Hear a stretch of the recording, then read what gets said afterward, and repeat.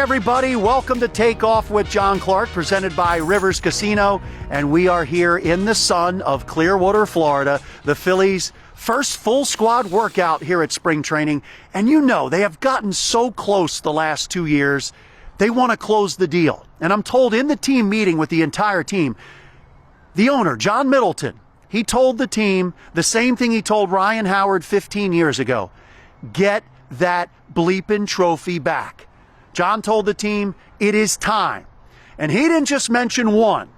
He wants to win multiple World Series. And JT Real Muto told me he mentioned the word dynasty.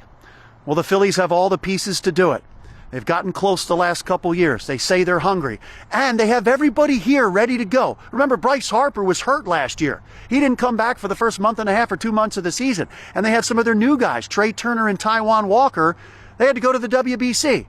Everybody is here. Everybody's ready to go. So enjoy these conversations with Phillies president Dave Dombrowski, Phillies second baseman Bryson Stott, and starting pitcher Taijuan Walker. They are all hungry. All right, we are here with Phillies president of baseball operations, Dave Dombrowski, and this is a beautiful view out here in Clearwater, isn't it? It is a beautiful view. It's one you look forward to seeing every single day. And whenever I have my Zoom calls here and the background is there, everybody will always tell me, you win the award for the nicest background anywhere, because everybody's always looking at it and just in a majestic perspective of seeing a baseball stadium in spring training. I get a little jealous. They want to be here. Yes, they do. Yeah, and I know you can't wait to see your team out here on the field. And it's interesting because a lot of people in Philly say, well, I wanted to see the Phillies do something more. But you already have all these great players, and maybe it's run it back kind of thing. Do you feel that it's beneficial to bring back the same team? And you're getting some guys here for the entire season, like Bryce Harper, and some guys were at the WBC, but now they're all going to be together coming out of the gate. Do you think that that's beneficial? Well, I think it's beneficial if you have a good team. Yeah. I do think we have a good team, and we don't have gaping holes on our club. Once we signed Aaron Nola, and I know people kind of take that for granted. That was done in November, and he was part of the club last year, even though he was a free agent. You're in a position where when you start looking at the ball club, well, almost every spot is filled, especially if you're going to give the young players an opportunity, which I do think we need to do because we have some very talented youngsters. But when you start looking at the club all in all, the drawing power itself without any major additions, when you start talking about people like Harper and Turner and Schwarber and Realmuto and Wheeler and Nola, you're talking about some of the best players that people come to see play anywhere in the game. So we have a good club, and I'm very excited to get them out here on the field and watch them play. Yeah, and Trea Turner, obviously first year in Philly, took a little while to get comfortable with everything. It's not going away to the WBC this year. How much more comfortable do you think he'll be from the get-go? I think he'll be a lot more comfortable. And it kind of comes with the territory of almost any major free agent you sign, or even players you acquire in trades. When they have to make that transition, and there's a lot of focus on them, they still like to get comfortable in an environment. Everybody's new. They don't know the situation, don't know where to go, don't know the coaching staff, don't know the teammates. Usually that second year, that's a much more comfortable feeling. For example, today we're just sitting downstairs in the clubhouse in the coach's office and talking. I said, gee, because I haven't seen Trea so far, I know he's here. So I heard Trea Turner's here, and they said, oh gosh, he was so good in the drills today. He just looked outstanding over the last couple days. So a little different even tone than last year, because here's a new guy coming in and he's trying to make a presentation to everybody and be in that position. So the comfort zone is much more important. I think he's going to come out. I think he's going to have a superb year for us. And he was pretty honest with us yesterday about his defense. He said he was brutal last year. And there's some adjustments I believe he's making with your coaches and stuff like that. Rob Thompson, like you just said he looked great defensively with the adjustments. What kind of adjustments are there to help him get better defensively? Well, it's some that he would work with Bobby Dickerson, of course, on. And Larry Bowe is out here during spring training, too, so he was on the field with them. But it's just an overall matter of how he goes about catching the ball and approaching the ball in his ready position and set position. So things, and I think what's always difficult, it's the same way. The coach is getting to know the player last year. So they don't know one another. And you're feeling your way in how you talk about things. And Trea's a very intelligent individual. too, and of course a very good player. So sometimes you're not as receptive to suggestions at that particular point. And at this time, that's all through. They're over that. They know one another. So making the little type of adjustments in how he might go after a ball and his preparation in that regard, how he picks a ball, I think those are things that will come much easier for them to do this year. All right, and you had another addition. You're constantly building with this club and adding to this club. What does Whit Merrifield bring to the Phillies, and why was he so attractive to you? Well, we're thrilled to have him on board because for us it's a situation where he fits the needs of our club. It's been a long process for us because we haven't had guaranteed playing time for really any individual because of the youth on our club and trying to give them an opportunity and positional player-wise with Rojas. But for us, with a guy like Whit Merrifield, he's a good player, first of all. He can play a variety of positions. Being a right-hand hitter, his really two best positions are second base and left field. And if Rojas makes it, that means Marsh is playing left field. And not that we're looking, there's no type of platoon per se situations. But normally if you're going to rest Stott or you're going to rest Marsh, it's going to be versus a tough left-hander. And you have a guy like Merrifield that can go play second base and left field. He's a winner. And I think for a club that's a good club like ours, when you can add veteran people to your bench that you know are not going to crumble under tough situations, he'll play hard, he'll play right, adds a speed dimension. I think he's just the right guy for our club to bring in and add to us. And is it also a little insurance if Johan Rojas isn't able to stay above water hitting-wise? It does protect us in that regard. I have actually felt more comfortable than most that if we had Pache out there versus left-hand pitching, that he would be fine because he's such an outstanding defensive player too. But in Merrifield's case, he definitely brings more offense in that situation. So it does protect us a little bit, and not only if he doesn't make it, but if we have injuries, he can protect us in a lot of different positions. And Johan Rojas, you're talking about a young, exciting player, and defensively, absolutely amazing. Obviously, offensively in the postseason, it was not what anybody wanted to see. He told us that he was basically hitting all off season. What can be done with him getting better offensively, getting into a comfort zone and adjustments there? Well, I think his situation is pretty simple in a couple of ways, and he still has to achieve that. First of all, when he came up last year, his defense was outstanding. We knew that. We are just keep looking to keep his head above water. When we were talking about him coming up, I said, can we keep his head above water rather than going out and make a major acquisition because how he plays defense in center field? And the feeling was, yes, we can do that. He works hard. He's got speed. He can bunt. He didn't bunt very well last year, but even if it hits the ball on the ground softly, he can beat it out. So that was our goal last year. Well, the added experience that he faced. That postseason, it's tough. You're facing good people. Got in a slump. They took advantage of him. But he's in a position where with the extra just experience of being at the big league level, he did make some adjustments, and we knew he would need to make some adjustments. You'll see it when he goes out on the field on where he's holding his bat and his load in that regard. Because surprising when people see him, they don't realize how much power he has. Now, I don't think it's necessarily going to be a guy that hits 25 home runs this year, but he can drive the ball from gap to gap and use his speed, and I think he'll bunt better. So I think the natural progression of the experience that he's gained at this point with the added coaching now that they've seen his swing, I think that will lead him with his work ethic to just be a better overall hitter. And we talk about comfort. Alec Bohm, we were talking to him, and this year he pretty much can be third baseman. Bryce is going to be at first base. How important do you think that is, just him knowing every day that he's going to be there? Well, I think it's important for Alec, and I think it's a situation for him. He did us really a favor as an organization last year, and I don't know that he'll never go to first base, but I think basically he's our third baseman day in and day out. But I think the ability to be in a position where he's going to be playing there every single day. And I also just think that in his situation now with the experience he's gained, he has now become a major leaguer in his own mind and a good major leaguer. So I think he has settled in that regard. And that's why he has growth. When you talk about our young players, I think he'll continue to drive in runs, drive the ball. I think he'll hit the ball with even more power. The one thing he does at an exceptional level right now, which a lot of people can't do, is drive in a run. He has the good ability to do that. So I think Bohm will, again, be another guy that's much more comfortable. He fits in here. He's in the prime of his career going into there. And I look for him having a big year for us. And Zach Wheeler, you've said it's a priority to get him re-signed just like you did with Aaron Nola. And it's interesting because some guys say, I don't want to talk about a contract during the season. But he's like, that doesn't really bother me. That's pretty amazing about Zach Wheeler. Nothing bothers him. But do you think you can get something done with him? Are you confident that you can get something done with him in the short term before the season maybe?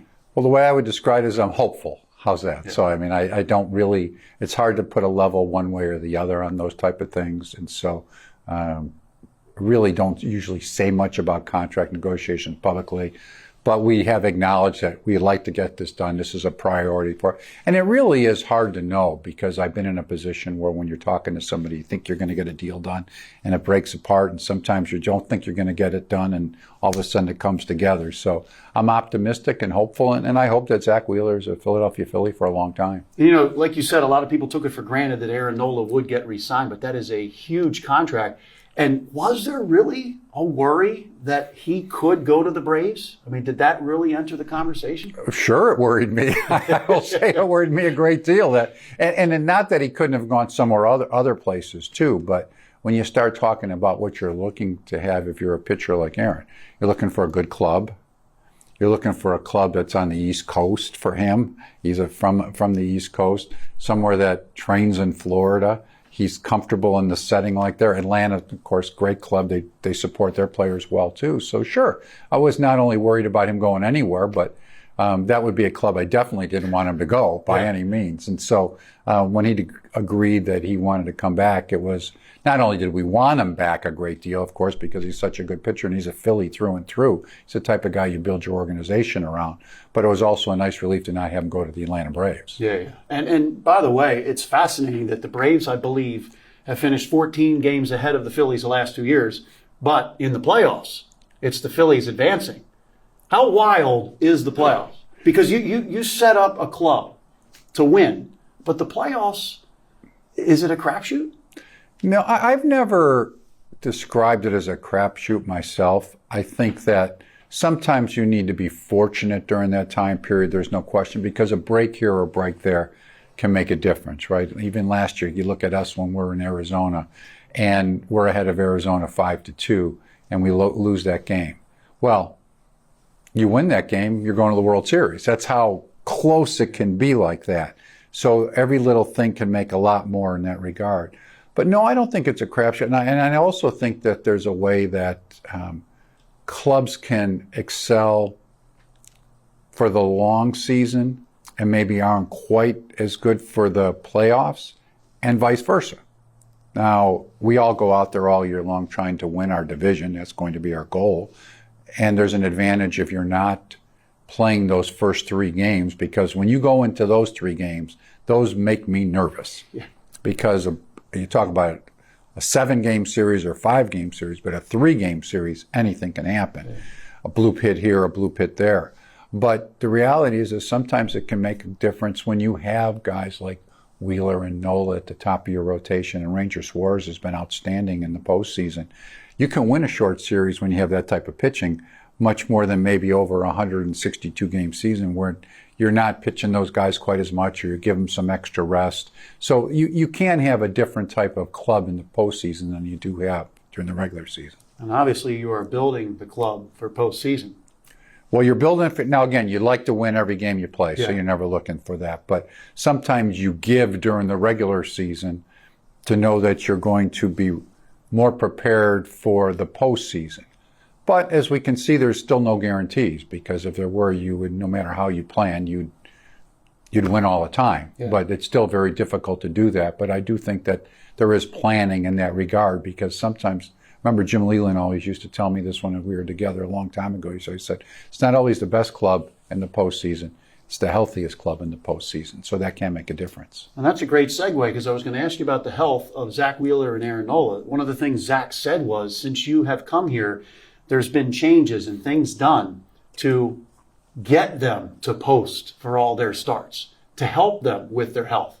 And you've had Zach Wheeler and Aaron Nola basically almost all the time.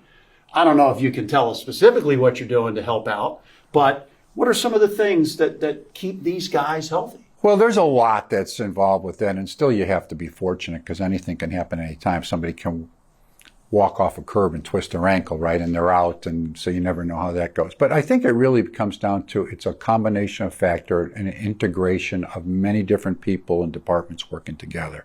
It starts with the pitchers themselves and the work ethic that they have. It goes through the manager and the pitching coach that handles them a certain way, that doesn't overuse them, that gets to know them, that can work with them on their mechanics. It involves the training staff a great deal. They work with them, and they work on the particular muscular aspects that they need at times to get them ready. The conditioning staff the same way from that perspective.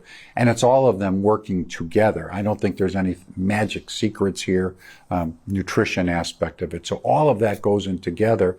And I think we have a very good system that's led by the staff here and put together.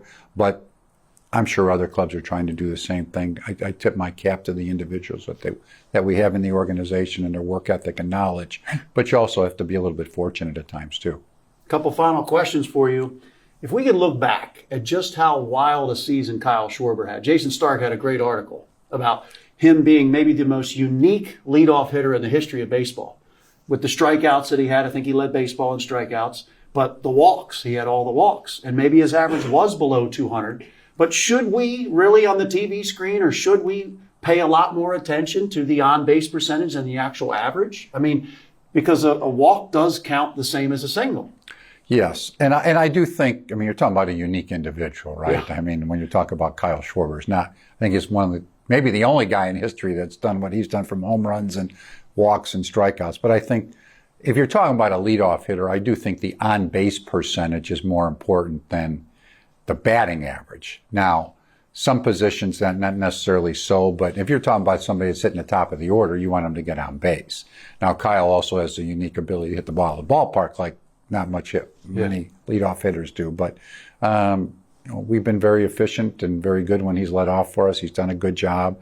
And I know people can get frustrated because he doesn't like to strike out as much as he strikes out. He's talked about, and he's talked to me that, hey, there's some things I'm going to try to do to cut it down, because he has a good, nice, short swing, but sometimes it gets rotational and gets out of his natural tendencies to hit. But I do think if you're talking about a leadoff hitter, on-base percentage is much more important than batting average. Do you want Kyle leading off, or do you want Trey Turner leading off? Was Trey signed to lead off? Well, he wasn't necessarily signed to lead off, but signed to hit at the top of our order wherever the manager hits him. And the one thing he brings that Kyle doesn't is speed. But we have a club, we were just talking about it, Rojas makes the club. We have a very good club from a speed perspective and a defensive perspective. So it's a lot different than the traditional, let's say, powerhouse, power hitting clubs at the Phillies and some other organizations I've been with. But to me, however it fits, the way I would answer it is whichever person hits leadoff is the one that I hope we win the most games with him hitting leadoff. So, and that's one I leave up to Rob Thompson. He does a lot of work on that and focuses on it. So that's his decision, and we'll live with it because he does a good job for us. Yeah. Final question for you. Do you guys study, I'm sure you do, look into, okay, maybe we haven't gotten out of the gate as quickly in April and May, and then last year you switched to Kyle Schwarber in the leadoff spot, boom, take off again like you did the year before with the managerial change. Is there any rhyme or reason that you can pinpoint why that happens? Well, it's been a couple of years in a row here that we haven't done that, and we have spent some time focused on it and talked to Rob Thompson right after the season. He has had meetings with the coaching staff, and part of it, I mean, we work very hard and prepare very hard and do drills very hard, but there are some things that we've looked ourselves to see if we can be better. I think one of them, last year was, I think, such an unusual year because with the WBC, and even though I'm an advocate of the WBC, it didn't serve us well because 3 of our hitters didn't get enough at-bats to be ready. Hoskins gets hurt right before opening day. Bryce Harper's not in the lineup. Walker and Suarez are not as ready as they would be because of that. Derek Hall gets hurt right away, and we felt good about Derek helping us at first base. So there were a lot of factors last year for us not getting off quickly. So I do think that all of those should normally just even out for us in a natural fashion. But I think there's some things that we've talked about. Okay, maybe we need to focus on this to come out of the gate a little bit quicker. Maybe the guys need a few more at-bats. Maybe they need a few more innings here. I think at the end of the spring, Rob Thompson hopes to manage those last games more like a regular season game than he would a spring training type of game. Last year he couldn't do that because our guys weren't ready to do that. So there are some things we can address, and hopefully it will help us get out of the gate quickly. Well, we wish you the best this year. Well, thank you very much. Appreciate it. Can't wait to see the team on this field. Me either. I'm looking forward to it.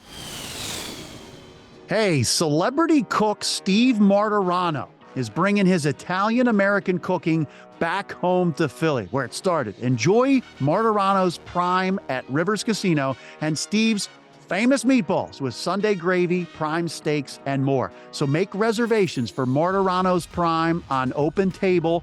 I've been to the one in Fort Lauderdale. I'm glad it's back in Philly. All right, we are joined by Bryson Stott, and welcome back. And we saw you show up. We saw your Instagram post. You arrived. You had a little spittle or something, or maybe a little throw up on you. Yeah, she's been good, but it's a good problem to have. So, how has life changed for you since having a little one? It's not me and my wife anymore. It's all around her, and my wife works out all the time, and she just can't wait to get home to see her. And it's just, you never thought you could love someone so much until you have your own kids. So. Yeah. What's the best advice you've maybe gotten from a teammate? Because you have a lot of teammates now who are having kids, having more kids. Like I said, like your whole world changes. You can't, when you think you love something so much, and then you have a little one come into the world, and you're responsible for a human life, and I think it's awesome. Yeah. It's pretty wild for you. I think I talked to you after one of the celebrations. You had Aaron Nola and Rhys Hoskins, who waited almost 10 years, whatever it was, 8 or 9 years to get to the playoffs. First 2 years in the majors, you're in the World Series and NLCS. Is that kind of like your expectation now because you jumped right into this? Yeah, I mean, I wasn't here for those ruts that they were in, and just seeing how much it meant to Nola and Rhys and everybody that was here through those times, and to finally get there, and my first year going all the way to the World Series, and last year being a couple hits, couple outs away from going back in 2 times in 2 years is crazy to think about. And I mean, you come to camp and you want to make the playoffs, and it's just a whole different world. Once you hear Red October, you know it's going to be crazy, it's going to be loud, and you want to do everything you can to make that happen. So. And it's kind of weird not having Rhys here. What are you going to miss most about Rhys? Just him as a person. He was my locker buddy for the 2 years, and just even last year he's hurt, and he was there as much as he could be, and just uplifting everybody and letting everyone know that he's there, and if they need him, he's always going to be there. And him and his wife are 2 of the better people you can meet, and I couldn't be more happy for them and him getting this opportunity, and I wish him all the best. So. This team has been so close. World Series and last year, Game 6 and Game 7 at home. Do you think there was anything about feeling the pressure, the expectation, having the home games in front of such a raucous crowd and getting to the World Series? Was there anything that, I don't know, became too much or anything? No. I mean, we know going home what we're going to get, and I think the teams know that, and it's loud, it's crazy, and we just, like I said, came up a couple hits, couple outs, couple plays, and it's baseball. You're not going to do it every year, and you get home and you look back and say, what if I did this? What if I did that? What if we did this? But in the moment, it's still baseball, and you got to play the game that's on the field, and obviously all the fans yelling is in our favor, and we just didn't get it done. So, what does it mean to you guys when you see ownership re-signing Aaron Nola, and you're basically running it back with basically the same team with a lot of great players? What does it mean to have that support, and then to go into this year, everybody's going to be there from the get-go. Bryce is going to be there, and there's no World Baseball Classic where guys are leaving. What does that mean? Yeah, it means a lot. I think Topper said it. It's somebody asked if we're better this year, and I think he said it perfect. We have a healthy Bryce. We have Ranger. We have Taijuan. All our USA guys not playing.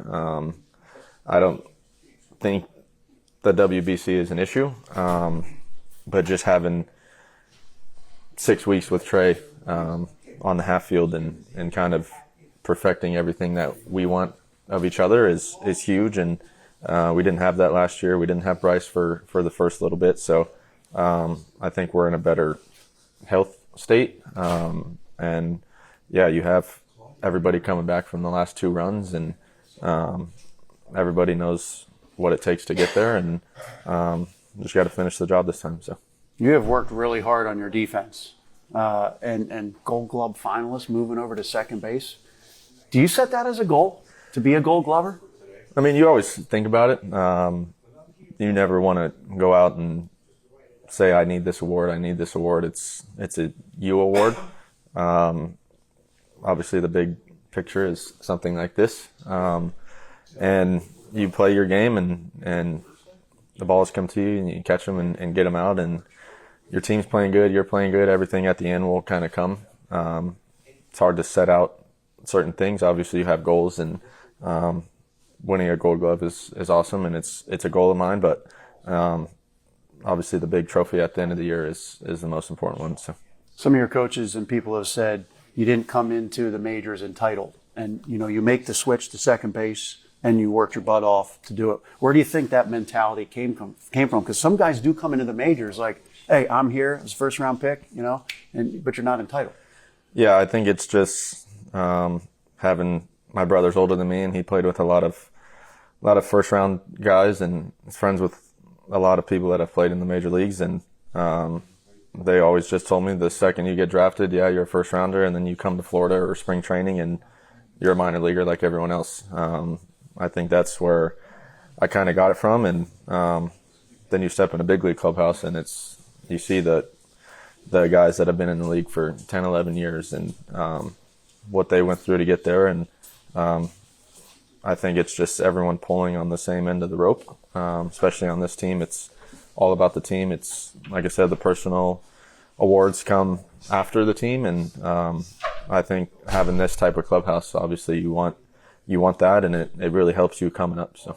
And it's got to be pretty amazing when you come up to the majors and you've got Bryce Harper, you've got Kyle Schwarber, Trey Turner now, Nick Castellanos, and you've got all these great hitters. Is there something that you've kind of taken from them and learned from them?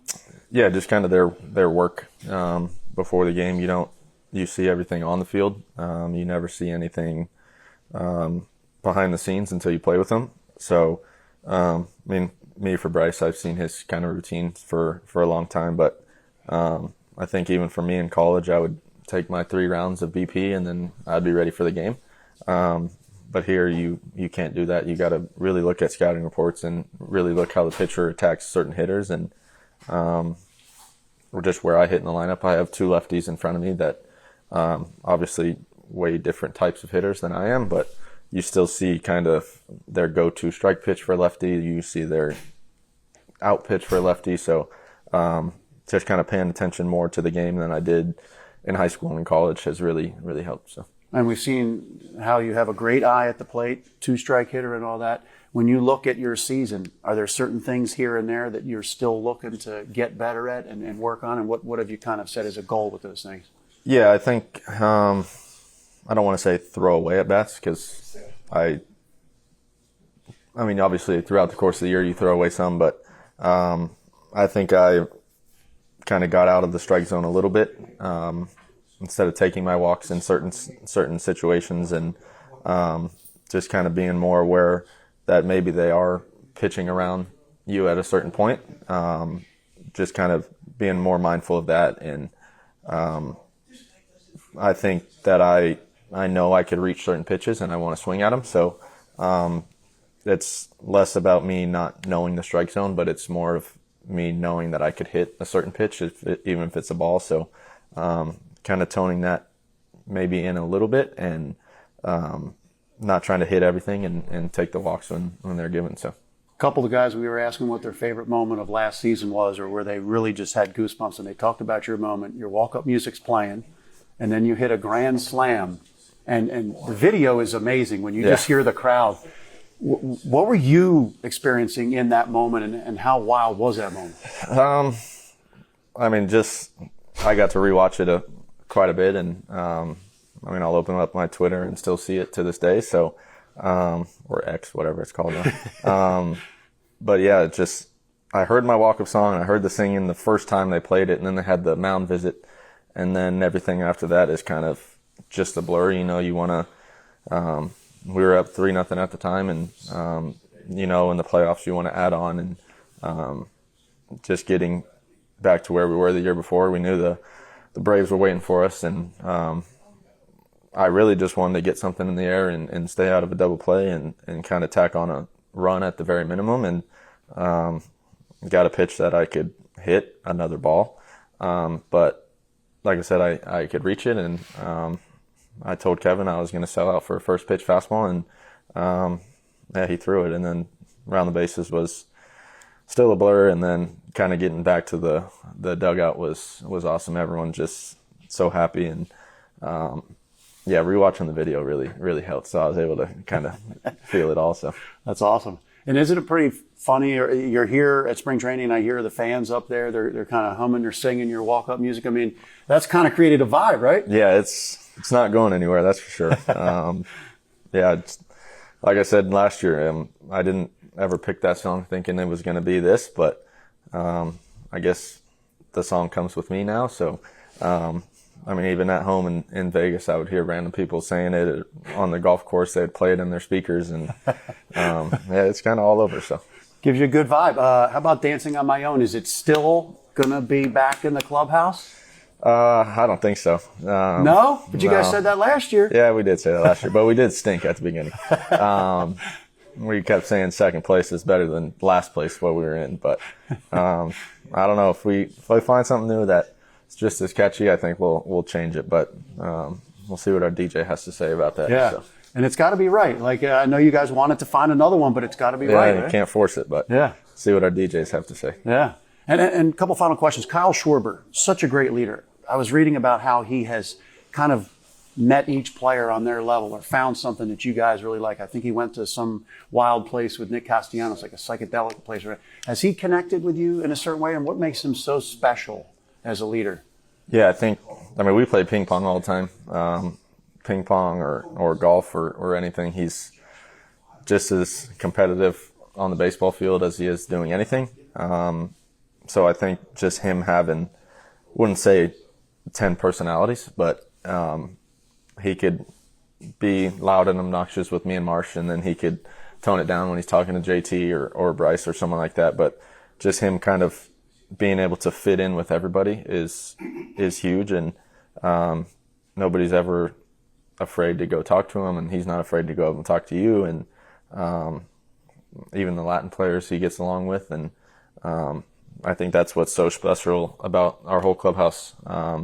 We all mesh, and it's the Latin guys aren't going to dinner with the Latin guys, and we're not going to dinner with each other. It's everybody comes with us, and I think it's a really fun clubhouse to be a part of, especially with how close it is, and there's no cliques at all, and I think that's what makes a clubhouse special. And I've seen teams in all sports where maybe guys just leave right away, they don't get along. Is that really a big deal?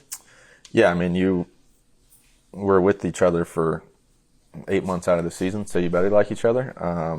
But I think that's not an issue with this group, and guys hang out with each other in the off season, and like the team dinners are our team dinners. It's 26 guys going out to eat, and I don't think you see that very often. Just being able to everybody connect and kind of be on the same wavelength is huge, and it's just, I don't know if I'd want to be a part of a different clubhouse. It's just a special group in there. Awesome. Well, we appreciate your time. Yeah, absolutely. Thank you. Best of success this year. Thank you. All right, we are joined by Taijuan Walker. Appreciate you joining us. And you're going into year 2 with the Phillies. Yeah. Is there more of a comfort level coming down here this year after having the experience of year 1? Yeah, definitely. Especially coming in last year with WBC, I didn't get to spend all spring with my new teammates and stuff, but the bond that we have, that we all grew together last year, coming in spring, everyone's happy, everyone's joking around. It's that comfort level is nice. And how about that? Last year, a lot of guys went to the WBC. Mm-hmm. Bryce wasn't here for the beginning, and so he missed a month and a half of the season. How good is it that everybody's kind of together, will be together, and then you're going to start out the season together and out of the gate? No, it's great, especially when everyone's healthy and we're starting out the gate like that. Obviously, it gives us confidence that everyone's healthy, everyone's happy, and we're hungry to get going again. Yeah, how about last year, the way it ended? Yeah. Is there such a hunger because of how close you guys were? Yeah, I mean, obviously for us, it was heartbreaking, especially we got 2 chances at home when we were so good at home in the playoffs. For us, obviously, we got the best fans in baseball. They show up for us, and, for us not completing our job, especially at home, it hurts us, but, I think we're ready to get back after it again. What did you think of your first year in Philly? A lot of up and down. The positives, I was able to make over 30 starts, get some good quality innings when I did, but a lot of inconsistencies and some things I need to work on. But overall, I thought it was decent, good, not great, not bad, but just average. And have we seen the best of you in Philly? I don't think so. I mean, I think there was a period I had last year during the season, but my goal is to have that period last all year. How much did you learn working with Caleb? And do you think you'll be better for it and more chemistry with him going into year 2? Yeah, definitely. Especially having an full off season with him, be able to talk about things, and not only Caleb too, but with JT and all the other Wills, Knowles, everyone.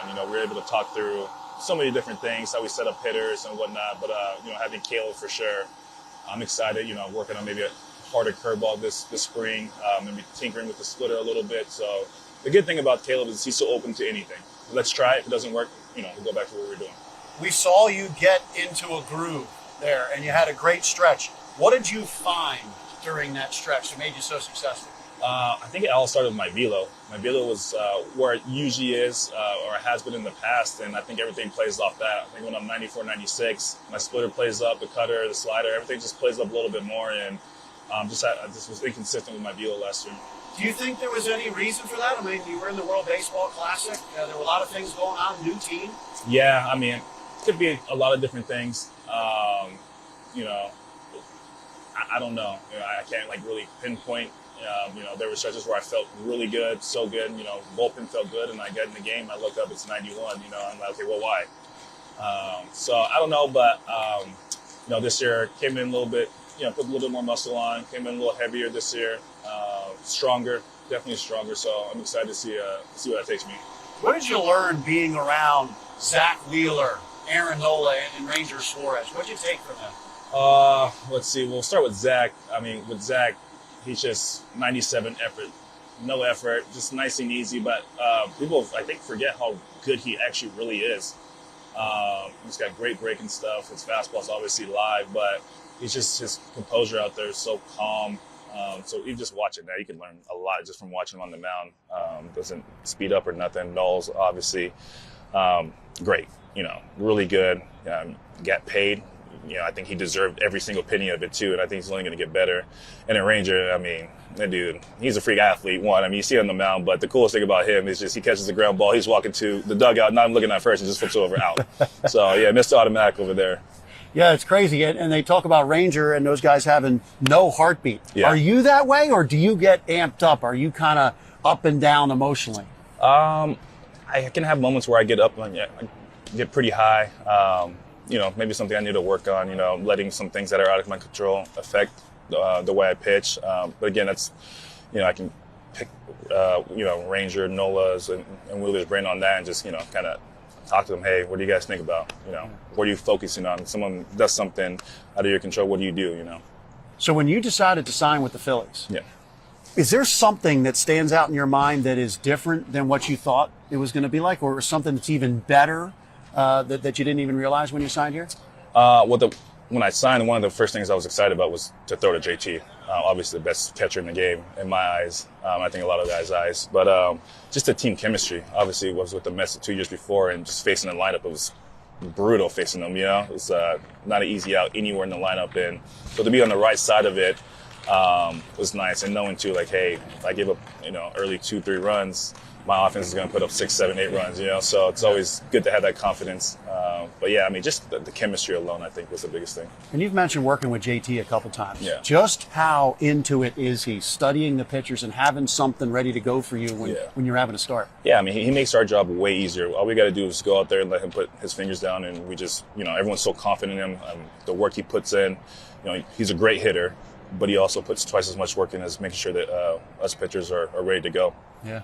And for you, Philadelphia and Citizens Bank Park. Yeah. Having pitched in the ballpark against the Phillies, but now experiencing the playoffs. I remember, I saw your eyes a couple times, and you're like, wow, how impressive was it? I mean, there's so many special moments that we had. I mean, the biggest thing was, I thought it was super cool. Wednesday day game, random day game, 40,000 fans. You don't see that very much anywhere in the stadiums. But that was cool. But the coolest moment, and I saw a video a couple weeks ago, was Bryson Stott's grand slam. The fans chant his walkout song getting first pitch grand slam, and how electric that was. But it was all playoffs. They didn't give up, and so a lot of people remind me of WBC. It was just from pitch one to the last pitch. Yeah. Does that really get the adrenaline going when you have the fans? 100%. Yeah, you get your goosebumps, get the chills going. It gets you amped up, gets you ready to play. You want to go run through a wall for them. Yeah.